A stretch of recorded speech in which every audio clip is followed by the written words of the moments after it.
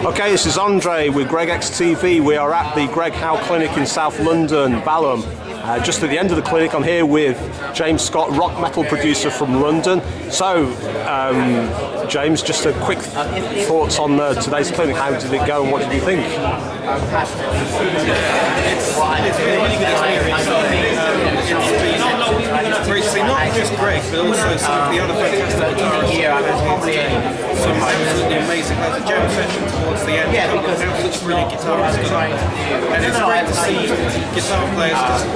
I'm not a huge jazz fusion fan, so it's always sort of appeared to me that the genre of music was a little bit technical, a little bit noodly, sort of lacking in energy and emotion and passion. Right. I could not have been more wrong in terms Right. of, at least with Greg and the guys who were up here today, really understood how they felt when they were playing. Sure. There was emotion and expression in as well as technicality. Sure. So that's been a real revelation. Sure. Yeah, it does certainly seem like the modern fusion players have certainly got that rock attitude, and they've taken the sort of best mix of all the other genres and kind of literally fused it all together. Now, you actually have done clinics and workshops for Greg X. Tell us a little bit about the songwriting workshop that you did for Greg a while ago. Yeah, it was a lyric writing workshop that I've done for Greg. Okay. Back in the summer.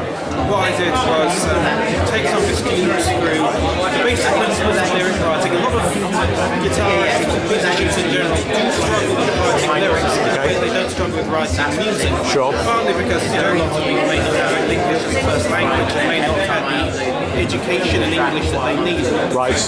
write songs to professional standards. But also because language, at least on the surface, is very different from writing music, but actually it isn't.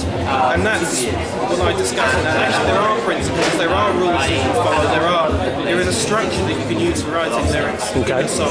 Sure. That actually means that rather than being this huge empty landscape, oh my goodness, where do I start? You can boil it down to a set of specific principles, specific problems to solve, and the tools to solve those problems. That's what we went through in that workshop. And, Excellent. yeah, the feedback I got after that was very positive. No, it sounded like it went down really, really well.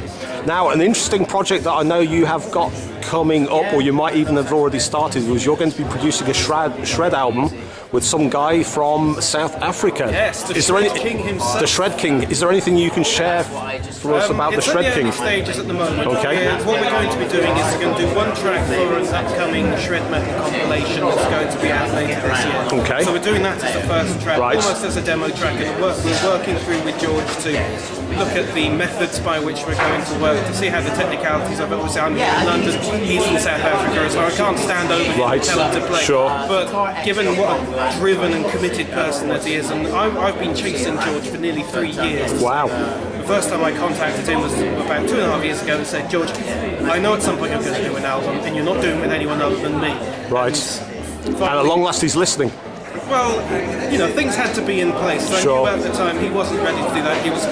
He's just recorded an album with the band he's in South Africa. Right. So it's taken that long just to get into this position. But we're doing this first track for this compilation. There's going to be 12, 13 tracks. Right. Instrumental, progressive shred music. Wow. Really quite hardcore. He's a really hardcore sort of Sure. guy. Very Ingve, but he's also into sort of more progressive players. Right. People like Tom Hess and Sure. John Petrucci, that Dream sort of Theatre, yeah. Okay. theatre. So my job as his producer is going to be to sort of harness the power and energy that he has and get Right. into a set of songs that really burst out of your speakers, but also work Fantastic. coherently as well. You get a lot of really talented shred guitarists that like to just noodle and go on and Sure. on. There's Right. no tunes you can whistle. Sure. And as a producer, that's part of your job is to keep my on job that is track. to say, hey, we need a tune, and Sure. sometimes we need to slow it down a bit. I mean, Sure. someone needs to tell Ainsley that, but at least George is super flavoured if nobody else does. Excellent. And the track we're working on now, it's actually got some great hooks in it. Sure. That, some melodies and some tunes that wouldn't look out Sure. of place in the top 40. Now, it's really interesting you say that, James, because I know in the Greg Howe clinic, he talked about this concept of throwing out ideas, and it certainly sounds like that's one of the things as a producer that you're going to be doing with George on his upcoming album.